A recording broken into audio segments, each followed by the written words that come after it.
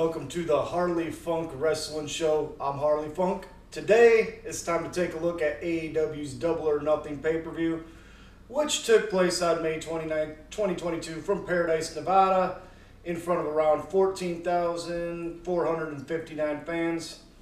Yeah, I'm a little delayed on getting this review out because the show was fucking like 10 hours long.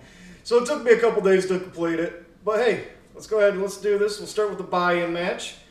Your buy-in match saw Hook and Danhausen defeating Tony Nese and Mark Sterling in 5 minutes and 20 seconds. Now, this really wasn't much of a match. Sorry, there was an alarm. This really wasn't much of a match.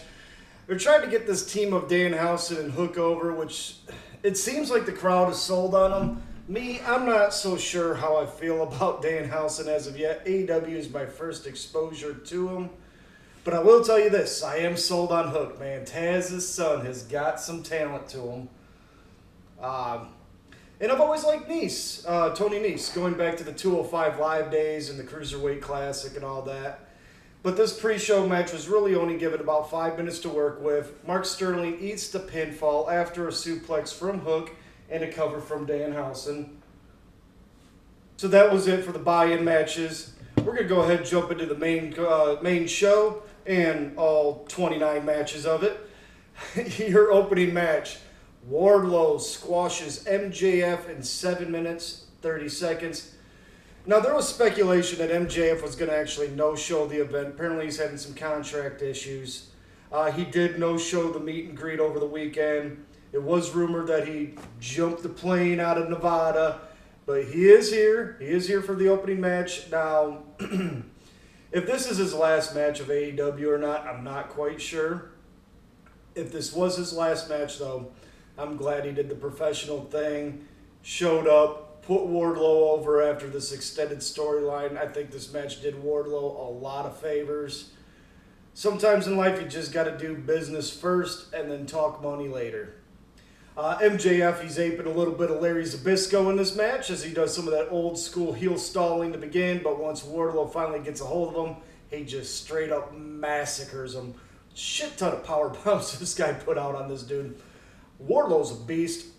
He's a straight up beast. And he's going to be a star in AEW, or if he goes anywhere else, he's going to be a star there. Basically, his career is just beginning now. Sky's the limit for him. But he is going to be a very big deal in professional wrestling in the next couple of years here for sure. Not much of a match, like I said. It was good to see MJF come out and do the right thing. It's just going to be interesting now to see what happens next with them. Your second match, Hardy Boys, Matt and Jeff Hardy defeating the Young Bucks in 19 minutes and 15 seconds in a match that probably should have been scaled a lot back, maybe 10 minutes cut off or so. Looked like Jeff Hardy was really messed up in this match, probably from his match from Darby Allin. It wasn't as good as I expected it to be. You could just tell, like I said, something was messed up with Jeff Hardy in the match, whether it be his boot, that match that he had with Darby Allin, but he just looks wrecked. He didn't look off like his match with Sting and TNA. It's a broken, beaten down. He's obviously nursing a lot of injuries. Matt Hardy's looking a lot slower, too. You know, this may be the Hardy Boys retirement tour after all. I've seen him show up on a couple of indie shows.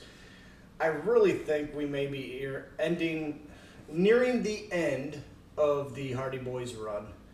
But, you know, the Young Bucks are professionals, one of the best teams going today. They tried their very best to hold this match together. Like I said, just kind of delivered short of expectations. Jeff Hardy hits the Swanton Bomb on Nick Jackson for the pinfall. Your third match, TBS champion Jade Cargill defeating Anna Jay, 7 minutes and 25 seconds. And this also just wasn't a great match. I don't know what it is about Anna Jay. She seems uncomfortable in the ring. She really seemed uncomfortable taking that top rope bump in this match. Cargill's impressive. She's rocking the Asuka hair tonight. I don't know, there was a disconnect with this match. I just really couldn't get into it. Stokely Hathaway makes an appearance, which was cool. Cargill hits that Jaded from the top rope on Anna to win. After the match, you got Chris Statlander, who I'm actually becoming a huge fan of. She comes in after the match, and then comes Athena, formerly known as Ember Moon, and that did get a pop out of me. I loved Ember Moon in the WWE, and I think she is going to fit in great in AEW. Your fourth match, House of Black, which is Malachi Black, Buddy Matthews, and Brody King. They beat Death Triangle, which is Pac, Penta, and Rey Fenix. 15 minutes and 35 seconds. So, as far as I'm concerned, I thought this show started off rough. I am glad to say, though, that this match did deliver and delivered on all cylinders. All of these guys just pulled out some insane moves. Brody King needs to think more about maybe going through the ropes instead of over the ropes because, man, that just looked rough. But, God, this shit was a banger. Julia Hart finally made her full turn into the House of Black. She looked badass, spraying the black mist into the face of Pac. Malachi Black hits Black Mass for the pinfall on Pac. This is good. This is fun. And you know, actually, I saw today Bray Wyatt posted something about possibly a return to pro wrestling, if we're patient. You know, if he is AEW bound, this is the storyline he needs to be involved in. Or maybe even as the leader of the Dark Order, that'd be a natural fit for him. Elevate that stable back up so they can compete against these two stables. But Bray Wyatt has a spot in AEW right now, a storyline that I think he would fit in perfectly. Your fifth match, Adam Cole defeating Samoa Joe in the finals of the Owen Hart Foundation Tournament. 12 minutes and 30 seconds. Now, I know Adam Cole has his haters. I'm not one of them. In fact, actually, I'm a fan of both him and Samoa Joe. And I don't know if it's just its placement of being after the sixth man, but this match just didn't go well for me. It was fine. I just couldn't get completely invested in it, and that's surprising given the two participants in the match. I am happy to see Adam Cole winning the tournament. I just wish we could have gotten a better match for the final. Cole hits the boom on Samoa Joe for the win. And in your sixth match is going to be another Owen Hart Foundation Tournament final, this time for the women. Dr. Britt Baker, DMD, defeating Ruby Soho in 13 minutes and 20 seconds. And this match, this was solid. This was better than the Ben's Tournament final. There really wasn't anything flashy about the match. It was just really good professional wrestling between two women that are fantastic in the ring. I do wish that Chris Statlander had that Ruby Soho spot, and if that had been the case, I really would have liked to see Chris Statlander actually win this tournament. Alas, not to be. Dr. Britt Baker, I think, is a good option for winning the tournament. You know, there's nothing against Ruby at all. Like I said earlier, I really wish Chris Statlander would have had her spot. And I'm not sure if Ruby had taken it personally when the crowd kind of booed her after her win against Statlander on Rampage. It's just, I really think Chris Statlander's on the cusp of becoming something big in women's wrestling. And I think the crowd's seeing that too. And as cool as it was to see Rancid play Ruby Soho to the ring, she does connect with the audience. I really think a heel turn for Ruby Soho would be very beneficial to her. But back to the match. Good pro wrestling. Baker reversed the victory roll to get the win on Ruby Soho in a finish that we were very familiar with, as it was the same finish to Brett and Owen at WrestleMania 10.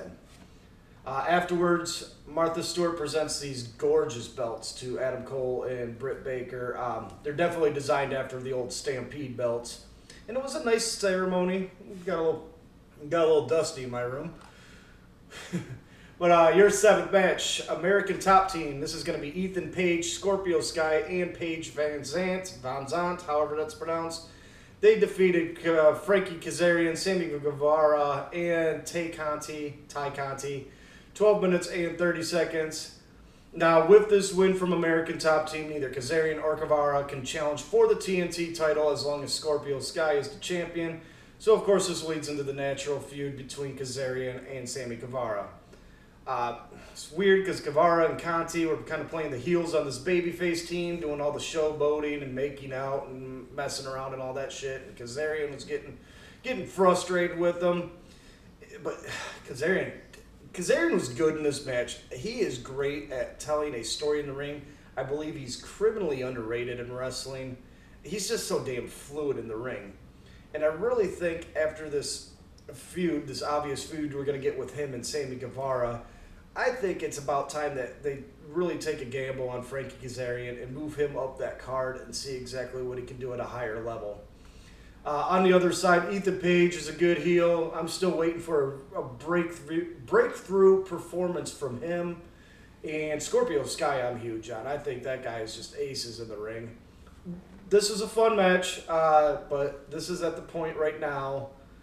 I mean, we're 7 matches in. This show is starting to feel long for me. Top team wins with the Scorpio Sky TKO, which leads us into our 8th match. Kyle O'Reilly, KOR, defeating Darby Allin, 9 minutes and 50 seconds. To me, this is a battle between 2 future world champions. This match didn't have the greatest build. I really kind of shoehorned it in, I think, just to get these 2 guys a spot on this card. But the match really could have taken place on a Dynamite or a Rampage. But in a card that has had more duds than not, surprisingly enough, this turned out to be a very welcome match because both of these guys brought it as expected. Kyle's easily one of my favorite wrestlers going today. Darby's getting there as well. They just really laid it on the line in this match. KOR wins the match after a knee drop from the top rope. Good, solid match. Your 9th match has AEW Women's Champion Thunder Rosa beating Serena Deeb in 16 minutes and 55 seconds. And while this was a good match, this is another one I think that could have been probably trimmed down about 6 or 7 minutes. There were segments of the match that just kind of dragged. And when you get into a show of this length, AEW should really be focused on keeping things just neat and tight. And I think the problem with this match is it's just me suffering from viewer fatigue. I'm sure on a rewatch this match may play a little bit better for me, but Jesus, there's so many damn matches on this show. It's all starting to run together for me. Rosa hits the Fire Thunder Driver on Deeb to get the win, leading into the 10th match. Your Jericho Appreciation Society, Chris Jericho, Daniel Garcia, Jake Hager, Angelo Parker, and Matt Menard, defeating the Blackpool Combat Club, which is Bryan Danielson and Jon Moxley. Wheeler Yuta is not in this match as he's in the Battle of the Super Juniors in Japan currently. They also had Eddie Kingston, Santana Ortiz on their team. This is an Anarchy in the Arena match. Lasts about 22 minutes and 45 seconds. And shit. There's blood. There's chaos. This really felt like a modern day ECW style brawl. And holy shit, this match is fun. That visual of Eddie Kingston walking down the ramp, covering in blood, carrying a gas can, looking like he's walking out of a straight up horror movie. That was all sorts of badass. That is the visual that'll probably be in the highlight reels for other Double or Nothings coming in the future. But yeah, this whole match is badass. It breaks down into a brawl with Danielson and Kingston in the match, so we're going to get some more matches with them too, which I'm excited for. Danielson, of course, wouldn't let Eddie Kingston light Chris Jericho on fire, which is probably for the best. But fuck, man, this is good. So much fun. Probably the most fun I've had so far in the entire show. I don't like Danielson being the one to take the fall in this match, but at least it was more of him passing out instead of tapping out. Jericho did have him in the walls of Jericho. He got Jake Hager choking him with the disconnected top rope. But I think they're, somebody like an Ortiz or Santana could have probably taken the fall in this match. But either way, with the way this is, I don't think it's going to affect Danielson any. Obviously, he's Bryan Danielson. He's one of the best in the world. I'd prefer to see somebody else take the fall in the match. This right now, so far out of the show, this would be the match definitely worth going back and checking out. Your 11th match, AEW Tag Team Champions Jurassic Express defeating Keith Lee, Swerve Strickland, and Powerhouse Hobbs and Ricky Starks in 17 minutes and 15 seconds. This is also a very fun match, but with a show of this length, this is another one. They could have either cut down to about 10 minutes or shortened other matches so this match wouldn't feel as long. Tony Khan, I'm tired, man. Your show is 7 days long. Matches like this are good, but your crowd is so fatigued and it's not giving your wrestlers the proper reactions that they're looking for because we are just fucking tired. I would have preferred Lee and Strickland have won this match. I'm a big fan of both. Or even Powerhouse Hobbs and Ricky Starks. I would have liked to have seen them win the match. I like Jurassic Express well enough, but out of the three teams in this match, they probably were my least favorite. We're at main event time, match 12. CM Punk defeating AEW champion Hangman Adam Page for the belt in 25 minutes and 40 seconds. Now, I go back a ways with CM Punk. I'm a former Chicagoland native. I have watched CM Punk wrestle since the early Lunatic Wrestling Federation days, which was backyard wrestling back then. So he's had a long absence of wrestling, long absence from wrestling. It's just great to see him win the world title here. It's important for AEW to have, I think, CM Punk in its lineage for the world title.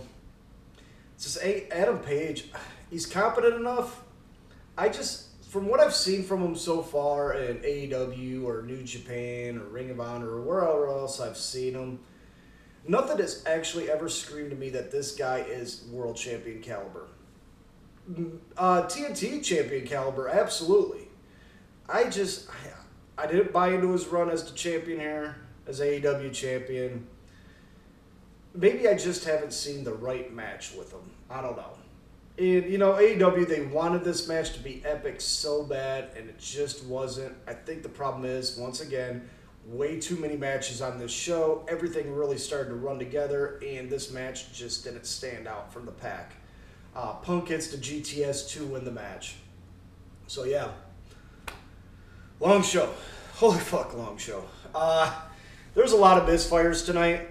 There was some good matches, but I am of the belief that anything over 9 matches on a card, it starts to get a little overlong, and I think that's my main issue with this show. A lot of these matches could have been moved to Dynamite or Rampage. We could have condensed this down to 7 to 9 matches, and I think the flow would have been a lot better for this show. But let's go ahead. We'll wrap up this review. At the end of all my reviews, I always do a ranking of all the matches in the order of which I enjoyed them. So let's go ahead and take a look at that. Last place, 13th place, is going to go to Wardlow and MJF, as it really wasn't much of a match. I think, if anything, I was just more shocked that MJF showed up, but I am glad that he did. 12th spot goes to Hook and Danhausen versus Tony Nese and Mark Sterling in your buy-in match. 11th place, Anna Jay and Jade Cargill.